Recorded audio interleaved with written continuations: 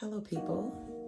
Welcome to Notes from a Songbird podcast with Myra DeShields Farrell, episode 8. Today's episode is going to talk a little bit about classical training and another topic.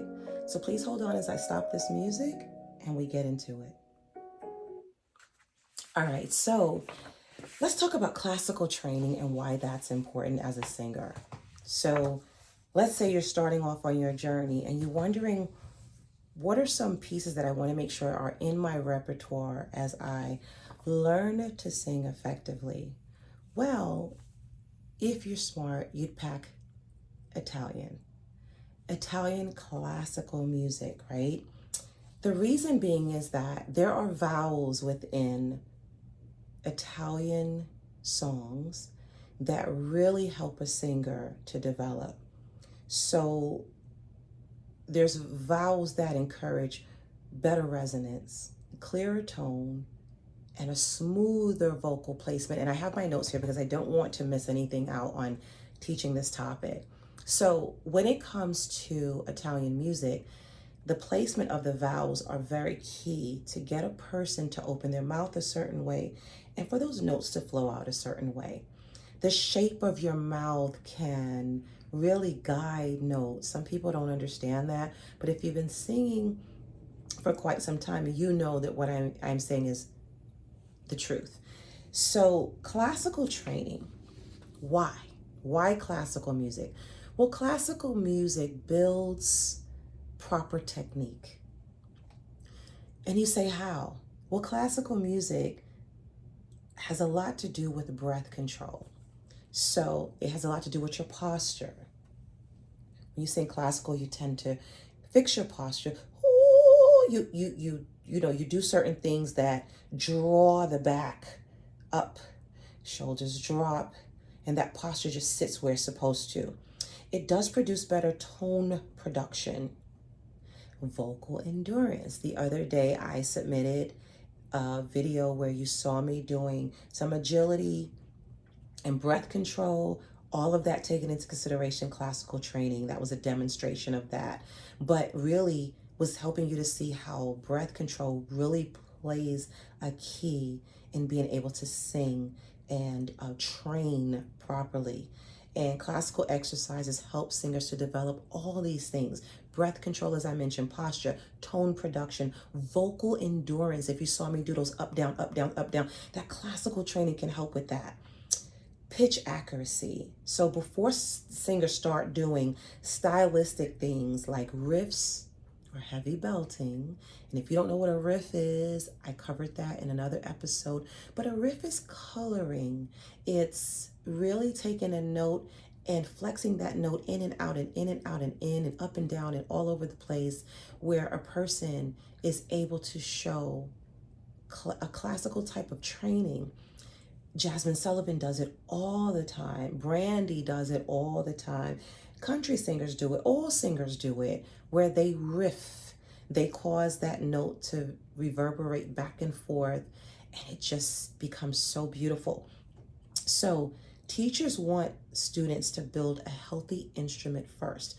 To do so, a lot of times they will introduce them to classical training. So for me personally, when I get a student, I tend to meet them where they are, find a piece that they can connect with, and then I start to build slowly but surely into classical training without even telling them that they're going to be classically trained, because I don't want them to get in their head or get into their feelings. I just want them to really enjoy the moment. And if they're enjoying what they're doing, a lot of times they will go along for the ride. They will follow you around the room if they know that you know what you're doing. So think of it like learning ballet from freestyle dance. A freestyle, you're all over the place. But a person who is trained with ballet, there's a little bit more required. A freestyler will move to music, feel it, bend, do whatever they feel necessary. Ballet, you have to be taught to stand on your toes. You have to be taught proper posture. You have to be taught your first position, second positions, and so on and so forth.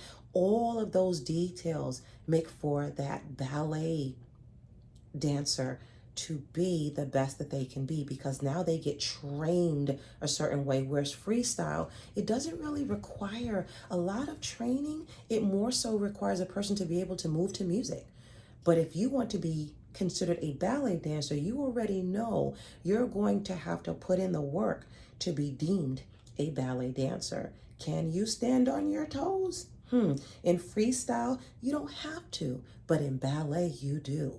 See the difference?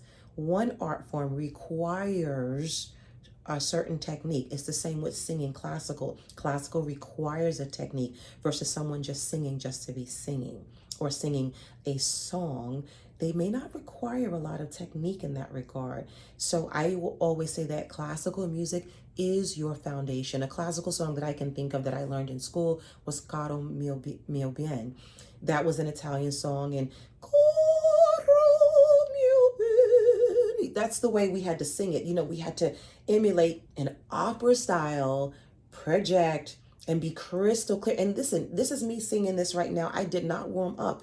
That just goes to show you the technique is always embedded. It's there. It's ready to go when you learn the appropriate technique. And it's really important for a person to build proper technique, and classical training does that.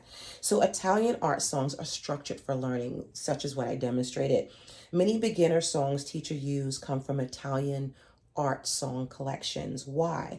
Because these pieces were written specifically to train singers. I'm going to repeat that.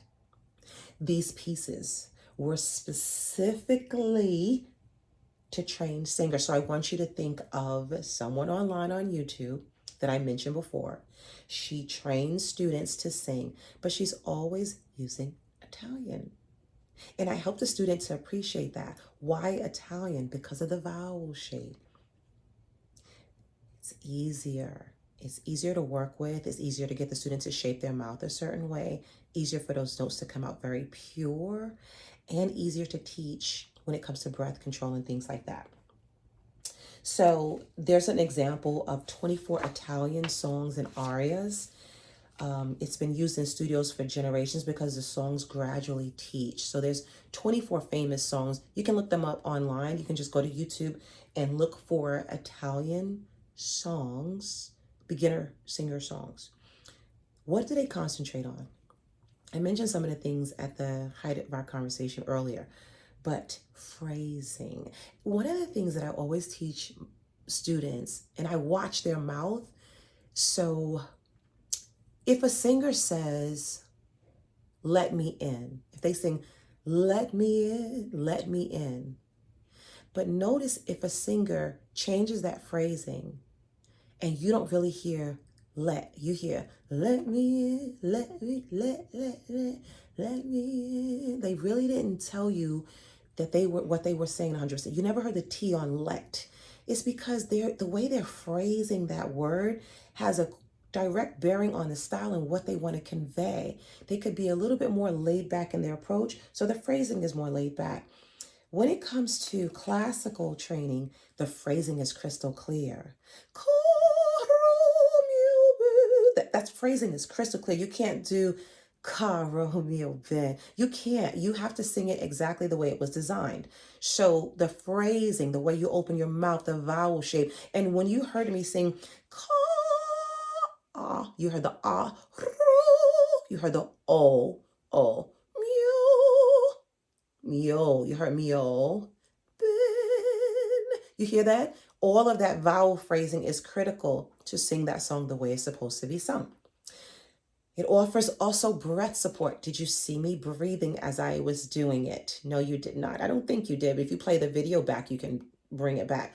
But I simply took a breath and then I just started to sing.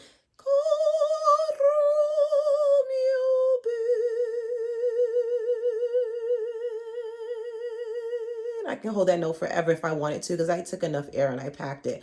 But it teaches you breath control. You don't have to hold a note like that when you're singing it. I did it on purpose for emphasis to show that when you have the phrasing, you know what you're doing, your breath control is steady. And I wanted to hold a note so you could see that.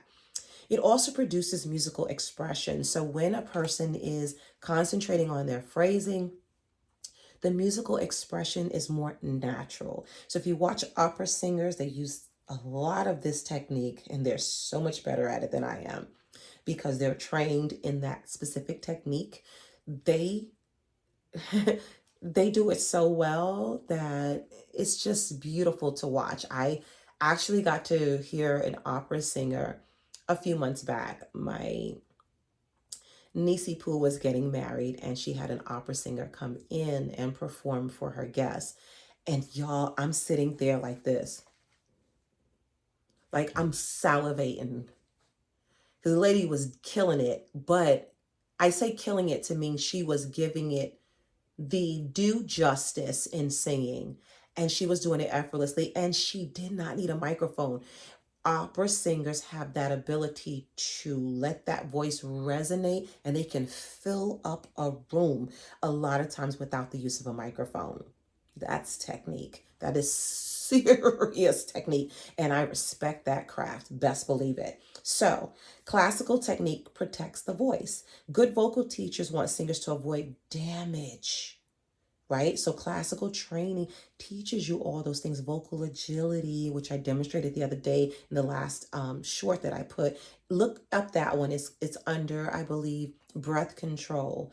And you'll see where I'm using vocal agility. I'm going up, down, up, down. I'm doing things with my hands to draw shapes and stuff as I'm singing. That's another technique, but we'll get into that another day. But these are things that, classical technique teaches. So good vocal teachers want their singers to avoid vocal strain. Classical music helps with that because the placement of the vowels just helps with leveraging less vocal strain. Nodules, right? Fatigue. When I just sang those notes for you all, I'm not exhausted in any way, shape, or form. They flowed effortlessly for me.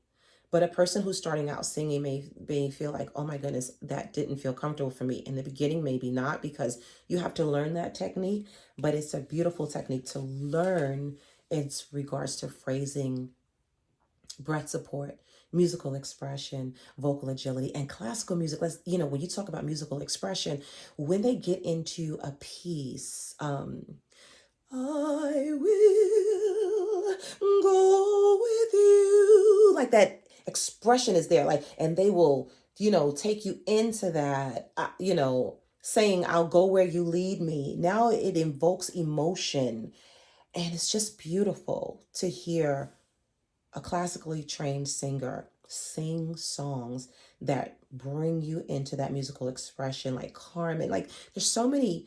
Go to an opera. I highly recommend that you go to an opera. And I will tell you, if I go to an opera, I'm listening, yes, but I'm studying that singer. I'm watching their technique. I'm watching their diaphragm.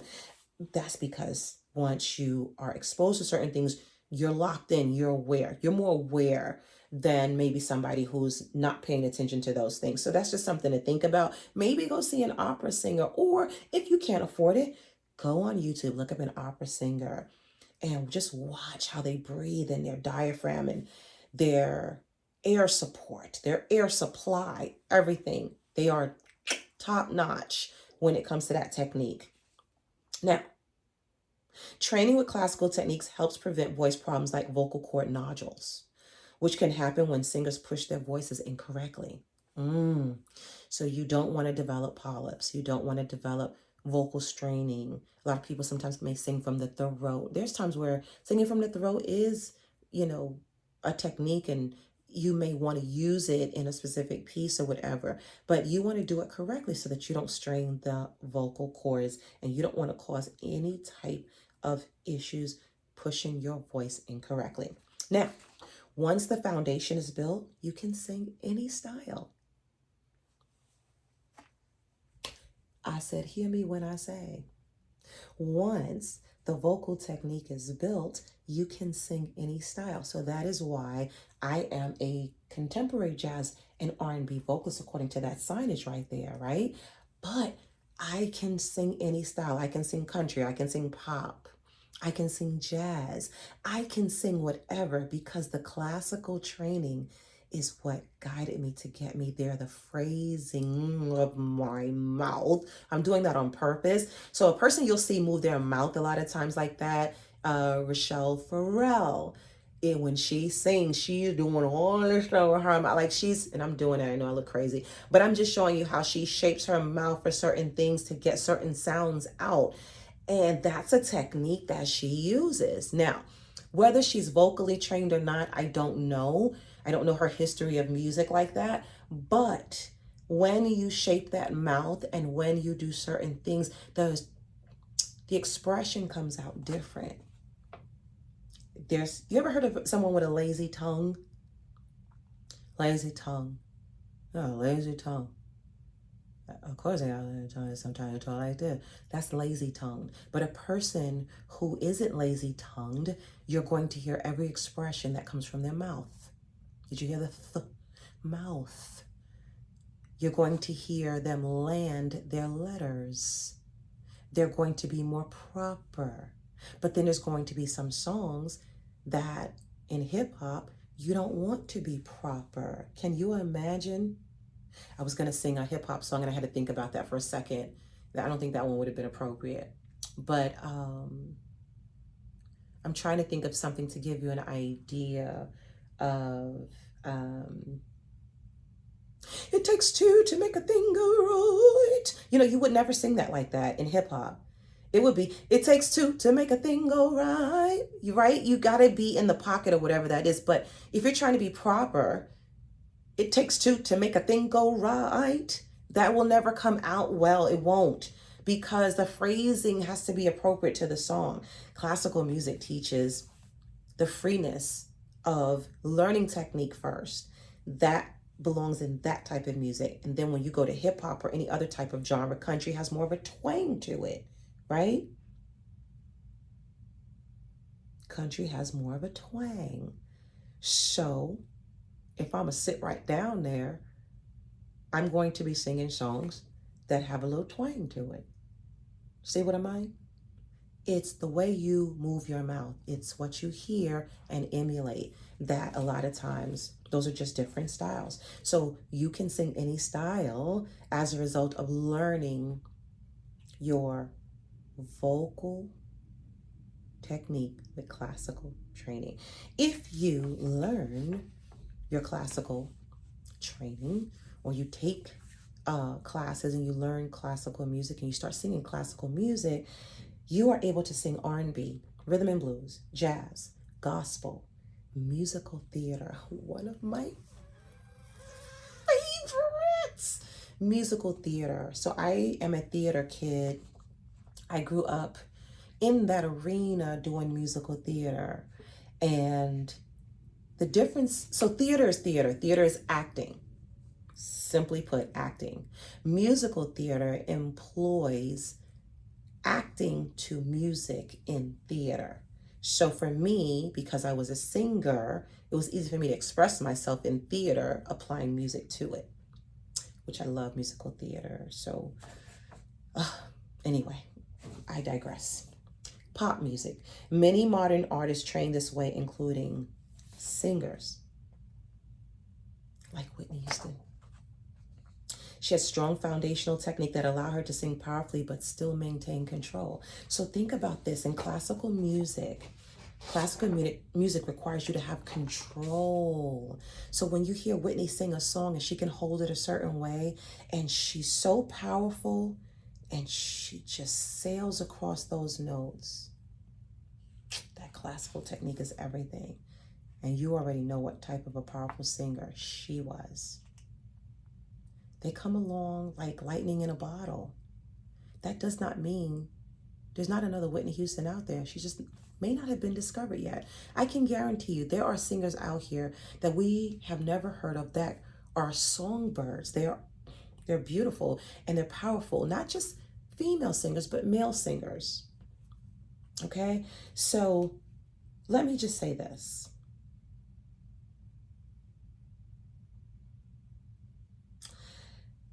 Students wonder why teachers start with classical or Italian songs. It's not about the style. Newsflash.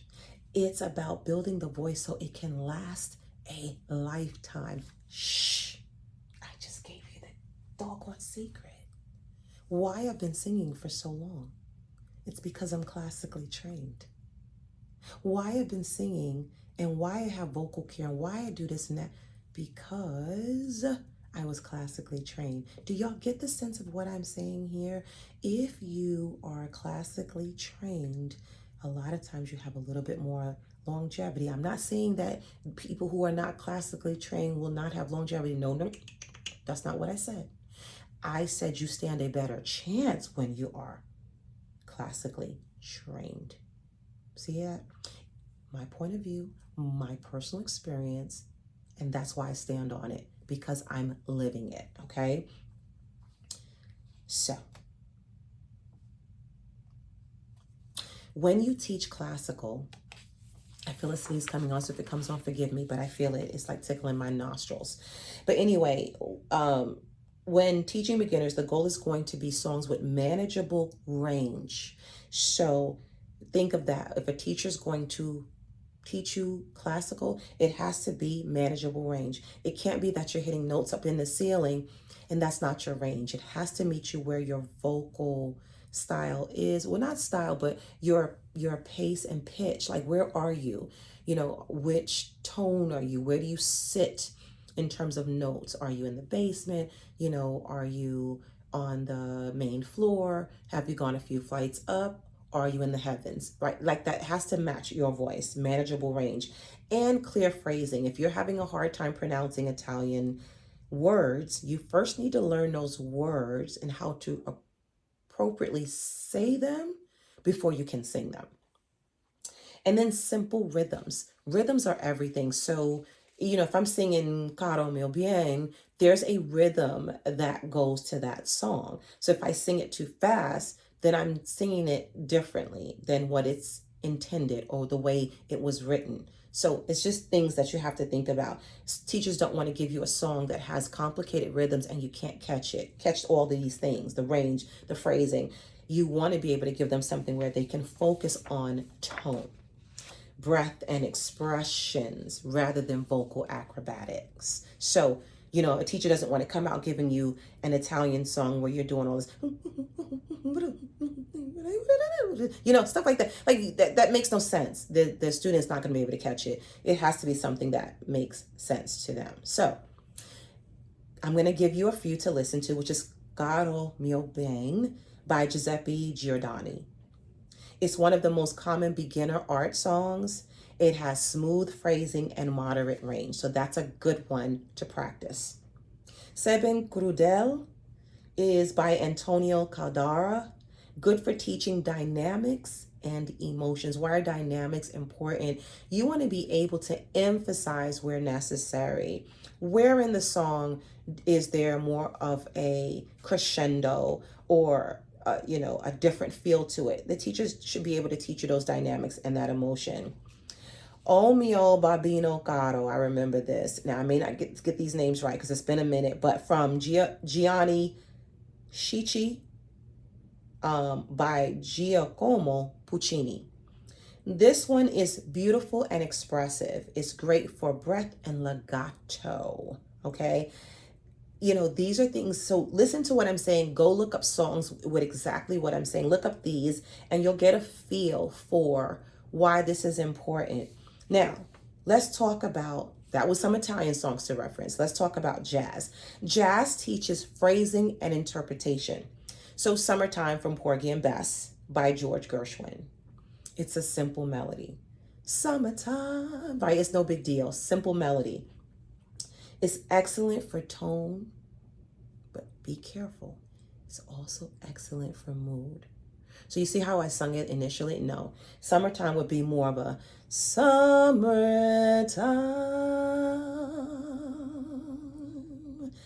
and the living is easy. Like, there would be more of a storytelling there because the tone and the mood should take you what she's singing about. Fly Me to the Moon, Bart Howard teaches swing rhythm. Come on, y'all. Come on, Frank Sinatra. But we're referring to Bart Howard here. You know, it's going to teach swing. That you can go reference and look it up on YouTube.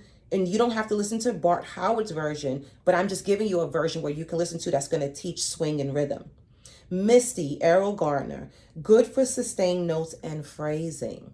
You see that? These I want you to look up when you get a chance. I'm going to go through them really quickly. Caro Mio Bien by Giuseppe Giordani, Seben Crudel, Antonio Caldara, O Mio Babino Caro, Gianni Schicchi by Giacomo Puccini, Jazz, Summertime from Porgy and Bess by George Gershwin, Fly Me to the Moon, Bart Howard, Misty Errol, Aerroll, Garner, Garner, just in case. And that's good for sustained notes and phrasing.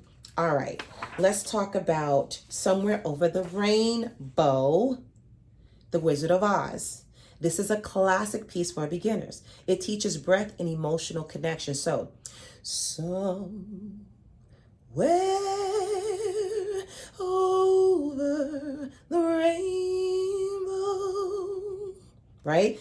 Did you notice breath and emotional connection? And I'm not singing that like I would normally sing it. If you want to reference it, you can go to my Myra DeShields Farrell YouTube channel and listen to me sing Somewhere Over the Rainbow, and you're going to hear exactly what I mean by breath and emotional connection. It's a classical. It's something that I always encourage my students to learn. It's one of the classical pieces that I give them when I'm teaching. Castle on a Cloud from Les Miserables. Excellent for young seniors. Castle on a Cloud. I Whistle a Happy Tune from The King and I. This is good diction and light phrasing. Do you notice all these techniques are important for classical so people can start to understand where they should be? And that's why you can sing anything. I'm giving you these songs, but these are songs that you should be able to sing. Once you nail down certain pieces, you should be able to start to fly. It's going to take time. I'm not saying you're going to do these overnight, but this is good information. Pop. I'm giving you examples of each genre and songs. Pop, accessible melodies. 1,000 Years by Christina Perry. Comfortable range for many voices. Songs that are in similar keys or that you can nail is really, really good to get you up and running. Count on Me by Bruno Mars. Good for breath phrasing. Let It Be by the Beatles. Excellent beginner pitch control. I mean, really, y'all. R&B soul teaches expression. So those pop songs I gave you, those are all about melodies. But the R&B soul teaches more about expression. Killing Me Softly with His Song by Roberta Flack is expression. It's teaching you expression, smooth phrasing, and emotional control. In that song, you can hear her pain. There's emotion, and there should be a control as that song is sung. Stand By Me by Benny King, simple structure and strong storytelling. Ain't No Mountain High Enough, Marvin Gaye and Tammy Terrell. Great for energy and phrasing. You must learn phrasing. You have to learn how to place your mouth and those notes according to words that you're using. So it's very important. Teachers start off with songs like this a lot of times so that they can do their best. Let's quickly turn to musical theater songs, great for storytelling, because you gotta be able to tell a story. If you can't tell a story, why am I here? I need to hear a story. Children come for stories. That's how they go to sleep at night. Well, people come for stories. That's how they relax. So musical theater songs, great for storytelling. 1, On My Own from Les Miserables. Why is it great? It's very emotional. It's narrative. The singer imagines a love that isn't real. Teaches phrasing and emotional build. Do you get the sense of what I'm teaching you here is that you must learn to build emotion, and classical training does that. It helps build emotion when it comes to singing. But in this case, this is musical theater songs that help build, right, storytelling. I Dreamed a Dream from Les Miserables. If you notice, I'm using Les Miserables. I'm talking about some technique here. That's great. It's clear story arc, right? Offers hope as well as heartbreak. If you can convey heartbreak in a song, you're making me feel something. And as a result, I go with you on that journey. It teaches emotional intensity and control. Without control, you're too all over the place. You must learn to control. I have a singer sometimes, that person can come straight out the gate and start running. And I always have to say, no, no, no, no, no, pull back, pull back, pull back. No, not so much power. Think of it like a car.